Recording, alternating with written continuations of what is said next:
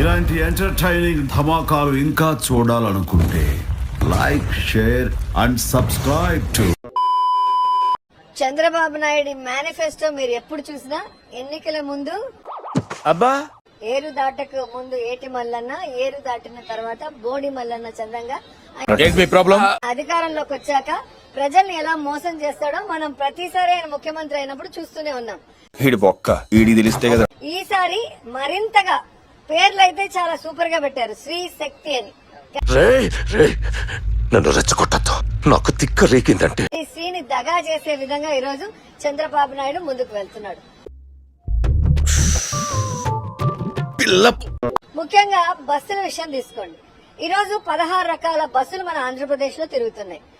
బాగుందిరా, చాలా బాగుంది. అధికారంలోకి వచ్చే ముందు యాడ్ లో ఏం చెప్పారండి? ప్రతి బస్సులో కూడా మహిళ రాష్ట్రం అంతా కూడా తిరిగా దానికి ఫ్రీగా మేము అవకాశం ఇస్తాం, ఎవరైనా టికెట్ అడిగితే నా ఫోటో చూపించండి అన్నాడు.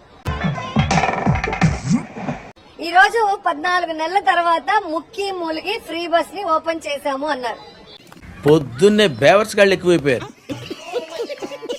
ఎన్ని బస్సులకి ఇచ్చారండి? కేవలం 5 బస్సులకి ఇచ్చారు.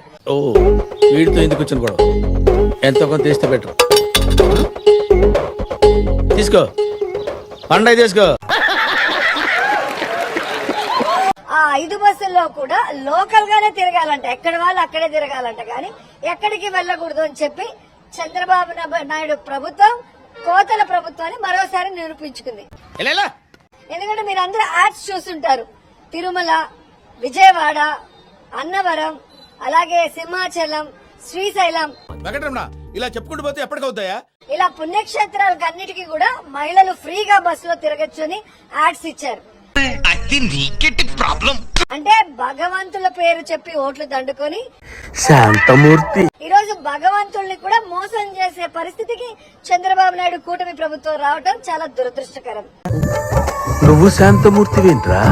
అండ్ రెండోది మీరు చూస్తే మేనిఫెస్టోలో మీరు ఎక్కడైనా కూడా పల్లె వెలుగు బస్సులోనే పంపిస్తాం, లేదా సిటీ దాంట్లో ఉన్న లోకల్ బస్సులోనే తిప్పుతామని చెప్పారా? వీడప్పుడే బీబీసీ రేంజ్ లో ఎంచుకుంటున్నాడు. ప్రతి బస్సులో మహిళ రాష్ట్రం అంతా ఎక్కడికి కావాలన్నా ఫ్రీగా వెళ్ళొచ్చు అని దున్నపోతులా తిని ఇప్పుడు ఏం సమాధానం చెప్తారని నేను అడుగుతున్నాను. మహిళల్ని మోసం చేయటమే పనిగా పెట్టుకున్నాడు చంద్రబాబు నాయుడు కూటమి ప్రభుత్వం. నువ్వు చెప్పేదల్లా నమ్మటానికి నేను ఎదవల్లాగా అనర్జుకేటెడ్ కాదురా.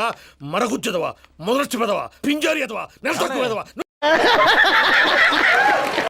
పనికి మాలిన విషయాలకి నేనున్నాను అంటూ ముందరి కొట్టలాగా వచ్చే పవన్ కళ్యాణ్ కొడతారండి? ఎందుకు కొడతారు సార్? అరే అడిగితే కొడతారు.